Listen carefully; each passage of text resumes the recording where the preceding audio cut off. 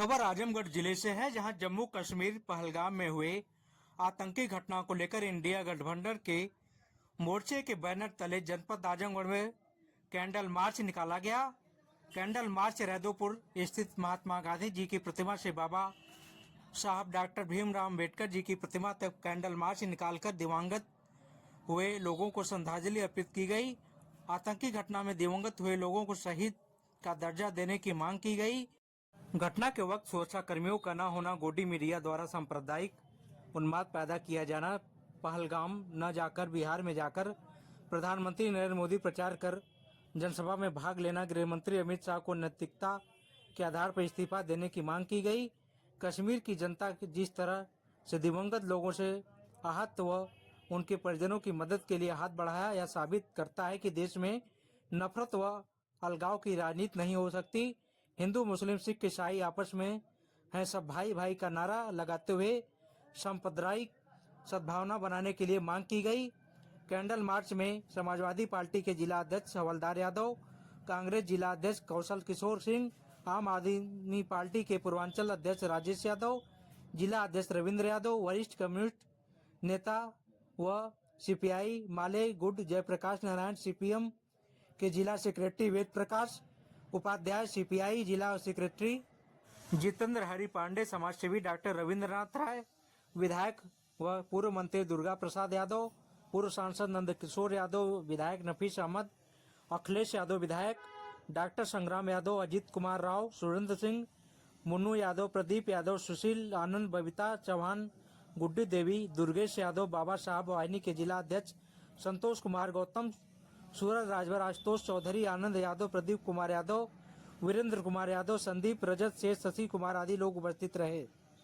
यह है कि जो घटना हुई है इससे पूरा देश दुखी है, पूरा देश दुखी है।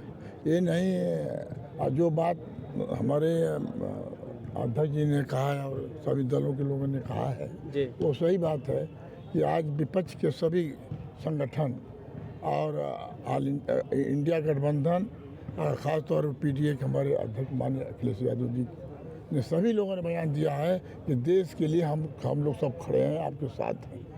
जिस कदम उठाना है सरकार उठावे। ये बात सही है कि ऐसे जगह पर्यटन घूम रहे हैं, आपको मालूम है यहाँ की आतंकवादियों यहाँ पर अपना अड्डा जमाए हुए हैं, तो वहाँ पर फोर्स की ज़रूरत रहनी चाहिए। आर्मी की कमी तो है नहीं, वहाँ पर कर लगा देते। वहाँ कहते बेखबर छोड़ दिया इन्होंने। इनके एलआईओ कहाँ गई, इनके जो मशीनरी कहाँ गई, जिन्होंने सूचना देती है, सब फेल हो गए।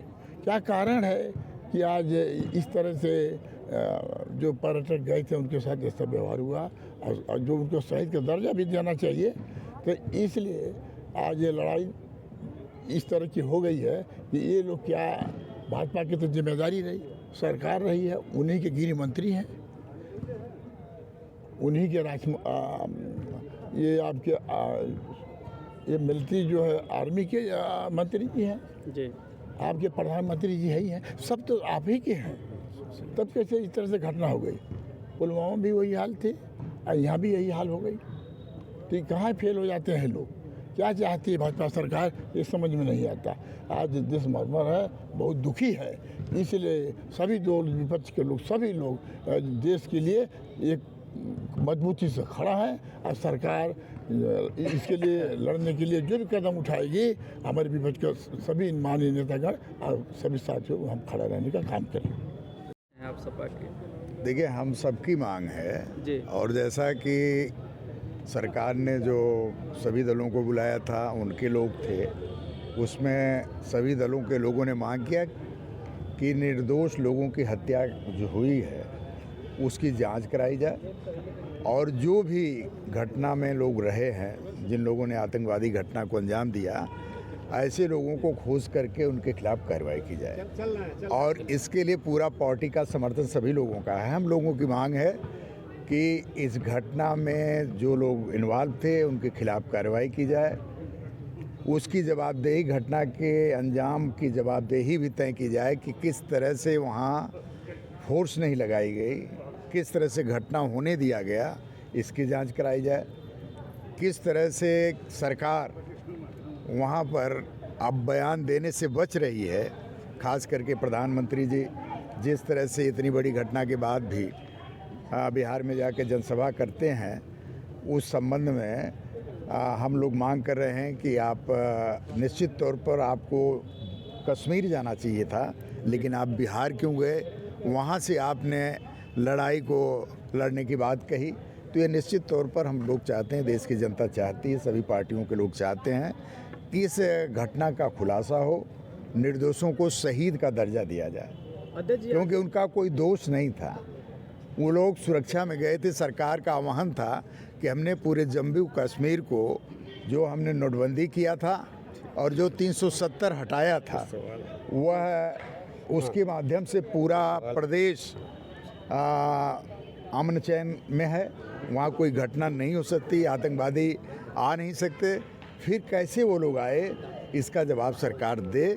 और निश्चित तौर पर हम लोग चाहेंगे, जो गृह मंत्री जी हैं, नैतिकता के आधार पर इतनी बड़ी घटना होने के बावजूद भी वो इस्तीफा नहीं दिए, उनको इस्तीफा देना चाहिए। आज जिस तरह से राज्यसभा लालजी सुमन पर फिर अटैक हुआ है, इस तरह से घटनाएं बढ़ती जा रही है, अध्यक्ष जी रुकने का नाम नहीं ले रहे, तो इस पर क्या कहेंगे आज? देखिए, निश्चित तौर पर देश में सामंतवाद, पूंजीवाद, संप्रदायवाद, देश में जो प्रतिक्रियावादी ताकतें हैं, ये निश्चित तौर पर देश और प्रदेश के सत्ता में काबिज हैं।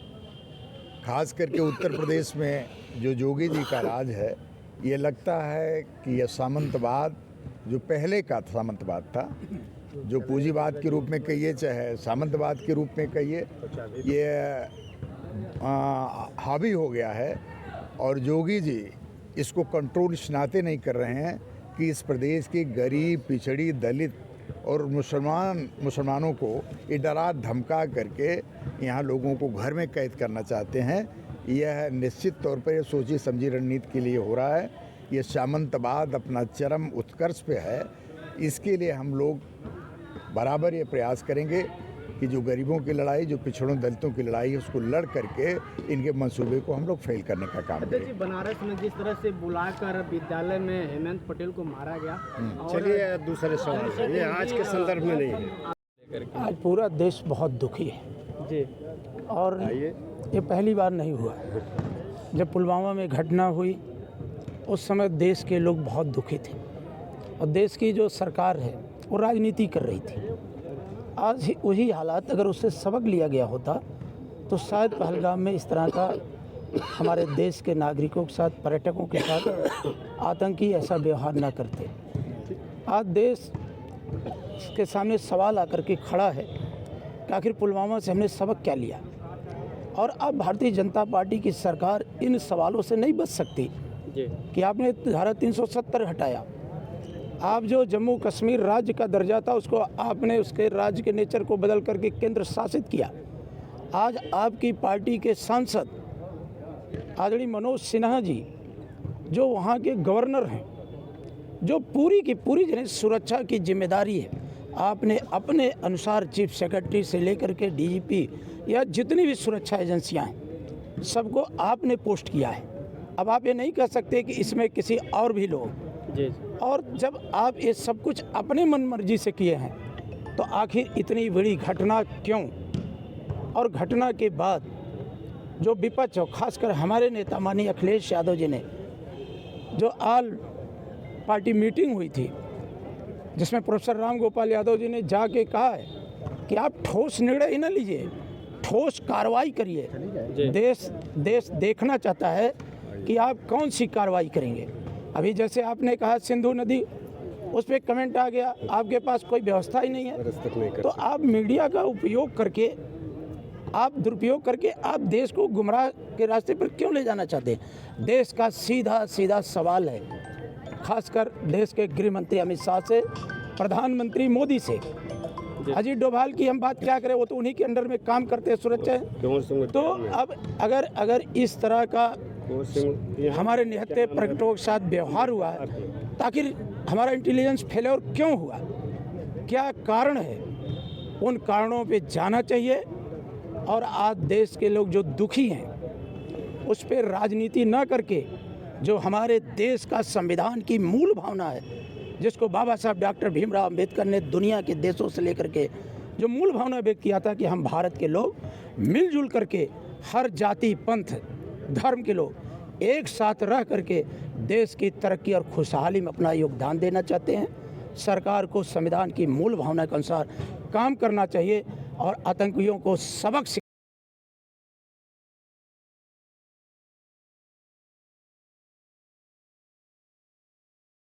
आम आदमी पार्टी के राजेश यादव जी देखिए, ये बहुत ही दुखद घटना है और ये राष्ट्रीय शोक का विषय है जी और इस घटना की जितनी निंदा की जाए कम है।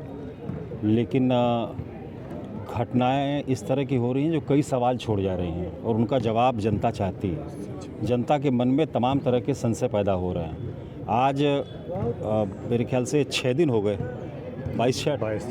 6 दिन हो गए, अभी तक गवर्नमेंट की तरफ से कोई इस घटना को लेकर आधिकारिक बयान नहीं आया है। तो ऐसे कैसे चलेगा देश? और जब आप इस घटना को लेकर के सर्वदलीय बैठक बुलाते हैं तो प्रधानमंत्री जी उस बैठक से गायब हो जाते हैं। तो सरकार कितनी गंभीर है इस घटना को लेकर के, जहां निर्दोष लोग सरेआम मार दिए जाते हों और सर्वदलीय बैठक से प्रधानमंत्री गायब हो जाते हों, तो इससे शर्मनाक मैं तो नहीं समझ रहा हूँ कोई दूसरी बात होगी। और ये गंभीरता की नितांत कमी है। और आप चुनावी रैली को संबोधित करने जा रहे हैं। एक चुनावी रैली आपसे स्थगित नहीं हो रही है, जहाँ राष्ट्र के लोगों का इस तरह से कत्लेआम हो रहा है, वहाँ पर आपसे चुनावी रैली स्थगित नहीं हो रही। तो मतलब देश आपके लिए प्राथमिकता पर नहीं है, चुनाव आपके लिए प्राथमिकता पर है।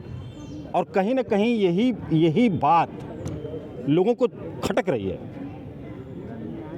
कि आखिर चुनाव प्राथमिकता पर है, देश प्राथमिकता पर नहीं है। और रूलिंग पार्टी को तो हम सारे सर्वदलीय लोगों को सब लोग जुट करके इस पर विचार किए और ये हुआ कि भाई ये कहीं ना कहीं सांप्रदायिक राजनीति को बढ़ावा दिया जा रहा है। उस घटना में क्या मुस्लिम नहीं मरे हैं?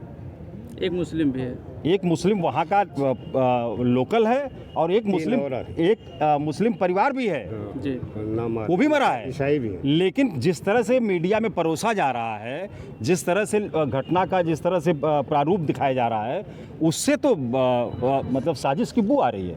तो आज ये सारे लोग हम लोग मिलकर के उन शहीदों की सम्मान में उनको शहीद का दर्जा दिलाने के लिए और इस घटना की निंदा करने के लिए सब लोग माकपा माले के, समाजवादी पार्टी के, कांग्रेस के, आम आदमी पार्टी के, हर छोटे बड़े दल के सब लोग इकट्ठा होकर के आज हम लोग कैंडल मार्च निकाल करके श्रद्धांजलि अर्पित किया।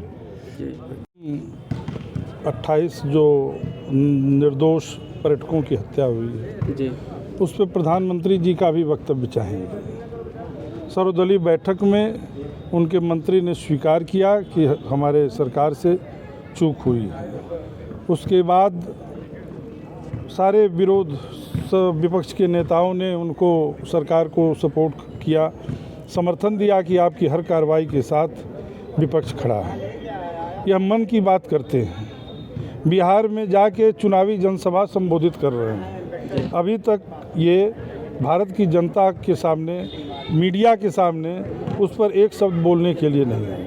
उनका मौन, हम लोग चाहते हैं कि उनका मौन टूटे, इस घटना के बारे में वो आके जनता के सामने कुछ कहें। इसलिए कि वहाँ पर जिस तरीके से जो भ्रांति फैलाई जाती है कि वहाँ के लोग आतंकवादियों से मिले हैं, वहाँ के लोगों ने गोली खा के हमारे लोगों की रक्षा किया, उन पर्यटकों की रक्षा किया। उन लोगों ने सबूत दिया कि जम्मू कश्मीर हमारा अभिन्न अंग है, वहाँ के लोग भारतीयता को स्वीकार कर रहे हैं। यह भारतीय जनता पार्टी जो नफरत और देश हिंदू मुसलमान के रूप में बांटना चाहती है, उसको भारत के लोग स्वीकार नहीं कर रहे हैं। यह भारतीय जनता पार्टी के गृह मंत्री इस्तीफा दें, सुरक्षा में चूक हुई है इसकी जिम्मेदारी लेते हुए इंटेलिजेंस के लोग और जो भी कमियां हैं उसको जो है कि देख के इस पर सख्त से सख्त कार्रवाई हो और आतंकवाद को मिटाने के लिए जो भी सरकार कार्रवाई करेगी, पूरा विपक्ष, सारे भारतीय लोग उनके साथ खड़े हैं जी। इसके बाद और मैं सबसे पहले समाजवादी पार्टी, कांग्रेस पार्टी, आम आदमी पार्टी और आजमगढ़ के नागरिक समाज के लोकतांत्रिक लोगों को धन्यवाद देता हूं कि उन्होंने आजमगढ़ की आवाज़ को बुलंद किया है। अभी तक आजमगढ़ से सिर्फ नफरतवादियों की ही आवाज़ जा रही थी, जो युद्ध का अहंकार भरा जय घोष कर रहे थे, जो अल्पसंख्यकों को डराने की कोशिश कर रहे थे। उन्हें ये देख लेना चाहिए कि आजमगढ़ की जनता उनके मंसूबे को कामयाब नहीं होने देगी। हम चाहते हैं कि तत्काल इस घटना की जांच हो। जांच के पहले 2 व्यक्तियों को त्यागपत्र दे देना चाहिए, गृह मंत्री को और सुरक्षा सलाहकार को। दूसरी हमारी मांग है कि जो 26 लोग शहीद हुए हैं उन्हें शहीद का दर्जा दिया जाए और उनके परिवार को जीवन भर शहीदों की श्रेणी में रख के वह सारी सुविधाएं दी जाएं। हम आगे ज़्यादा बात नहीं करेंगे। यहाँ समाजवादी पार्टी के जिला अध्यक्ष हवलदार जी हैं, वो आपसे बात करेंगे।